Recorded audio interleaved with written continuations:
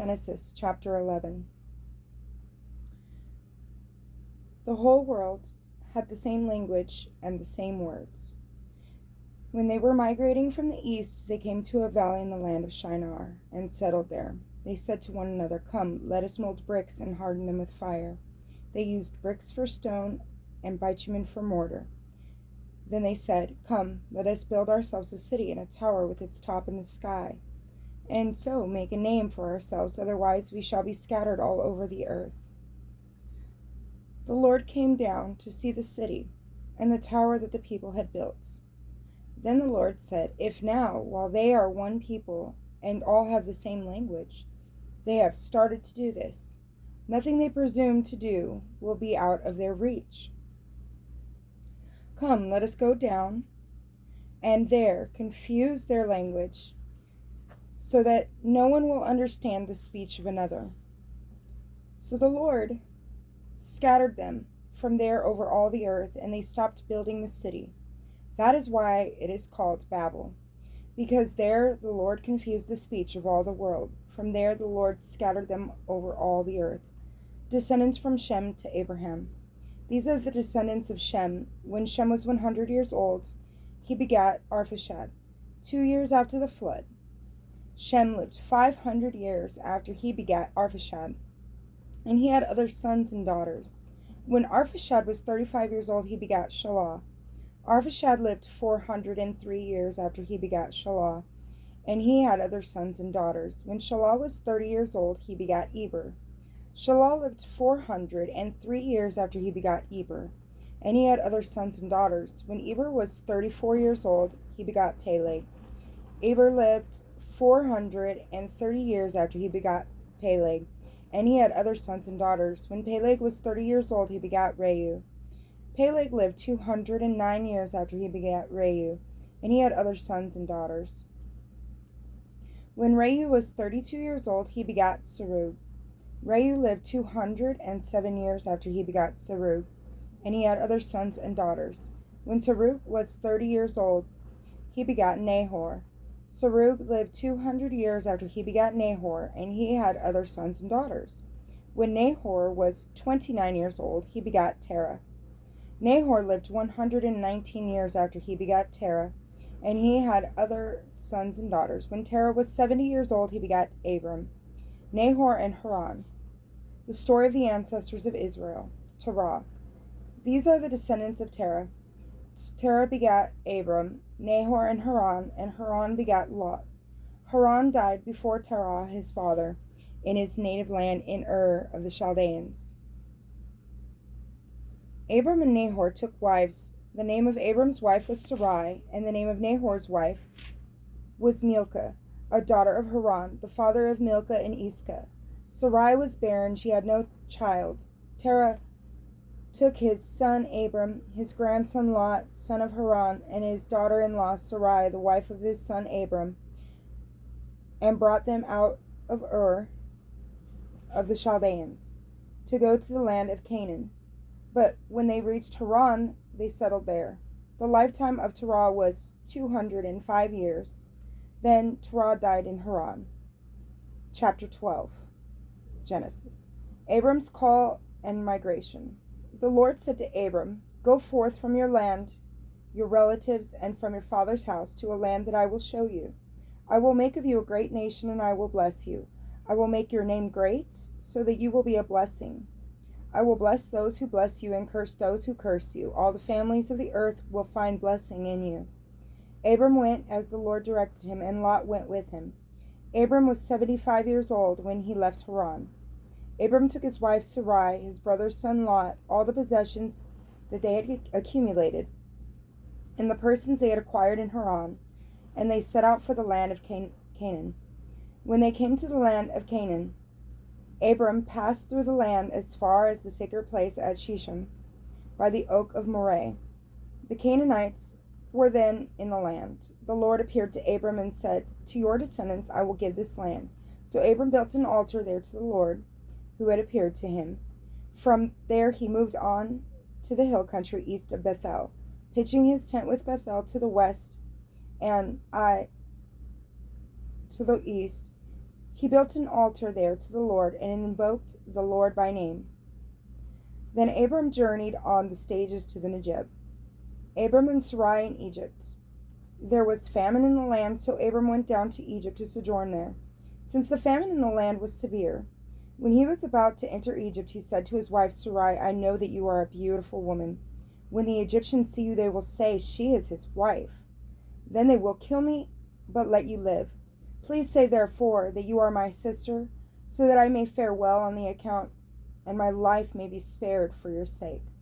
When Abram arrived in Egypt, the Egyptians saw that the woman was very beautiful. When Pharaoh's officials saw her, they praised her to Pharaoh, and the woman was taken into Pharaoh's house. Abram fared well on her account, and he acquired sheep, oxen, male and female servants, male and female donkeys, and camels. But the Lord struck Pharaoh and his household with severe plagues because of Sarai, Abram's wife. Then Pharaoh summoned Abram and said to him, How could you do this to me? Why did you not tell me she was your wife? Why did you say she is my sister, so that I took her for my wife? Now here is your wife, take her and leave. Then Pharaoh gave his men orders concerning Abram, and they sent him away with his wife and all that belonged to him. Genesis chapter 13. Abram and Lot part. From Egypt Abram went up to the Negeb with his wife and all that belonged to him, and Lot went with him.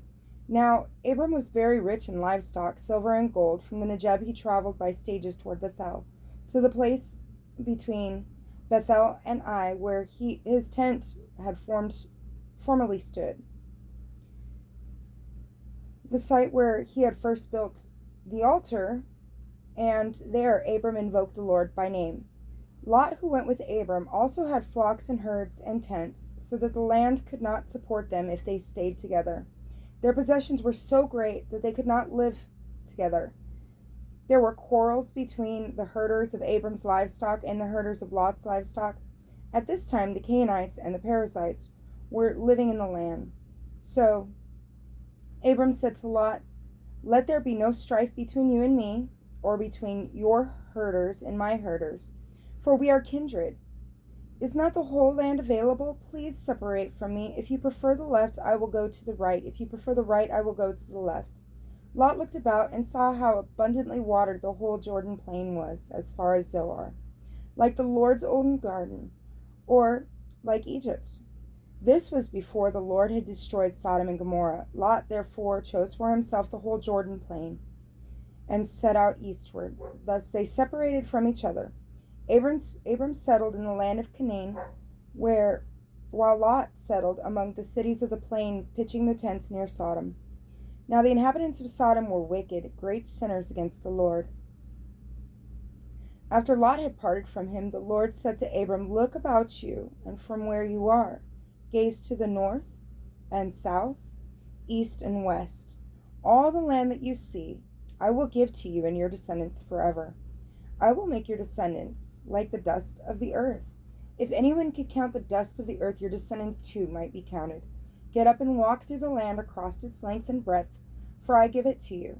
Abram moved his tents and went on to settle near the oak of Mamre, which is at Hebron. There he built an altar to the Lord.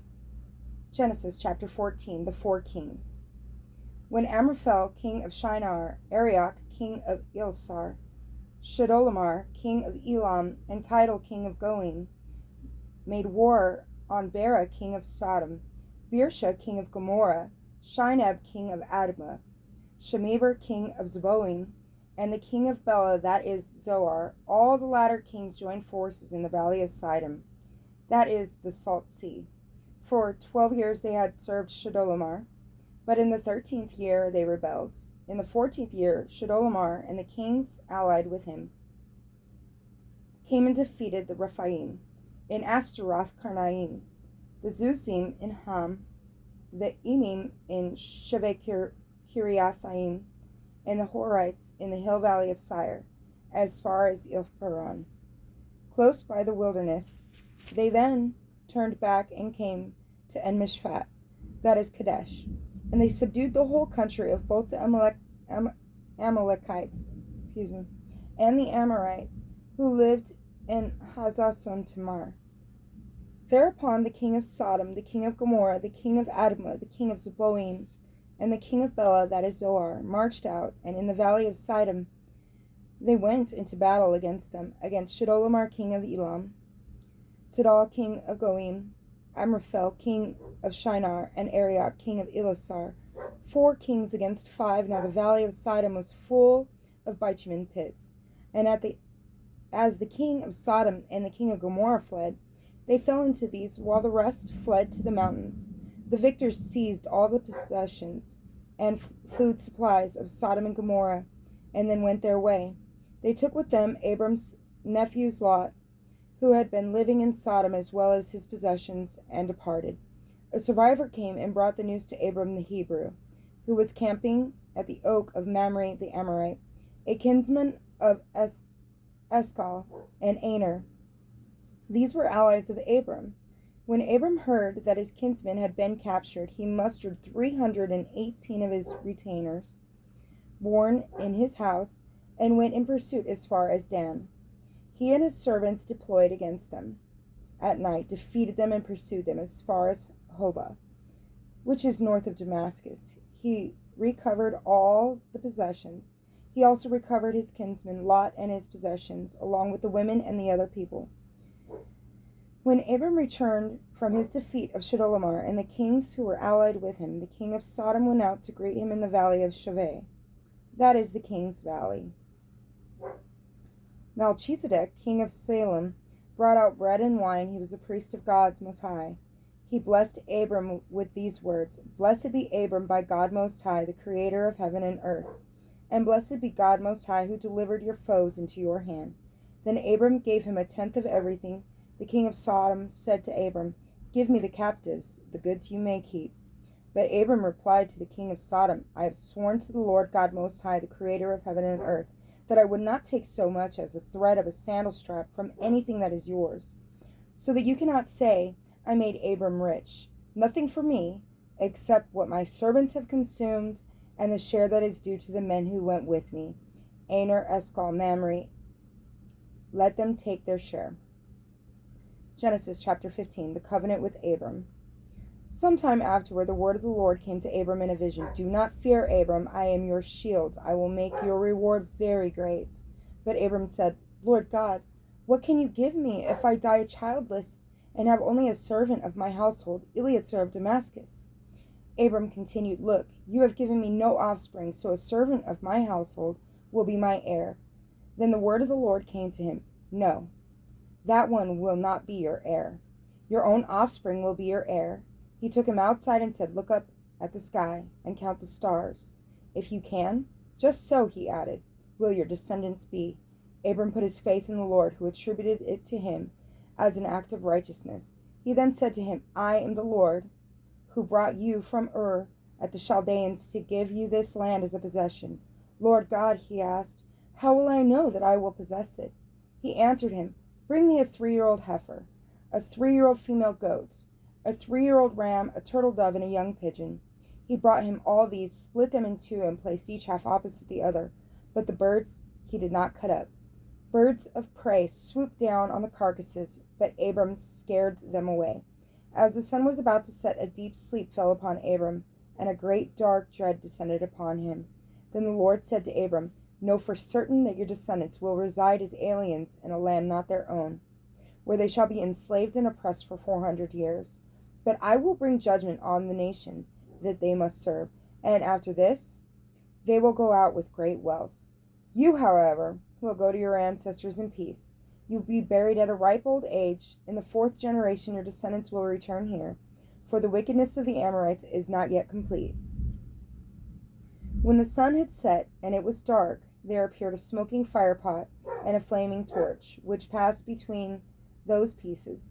On that day the Lord made a covenant with Abram, saying, To your descendants I give this land, from the Wadi of Egypt to the great river the Euphrates, the land of the Kenites, the Kenizzites, the Cadmonites, the Hittites, the Perizzites, the Rephaim, the Amorites, the Canaanites, the Girgashites, and the Jebusites.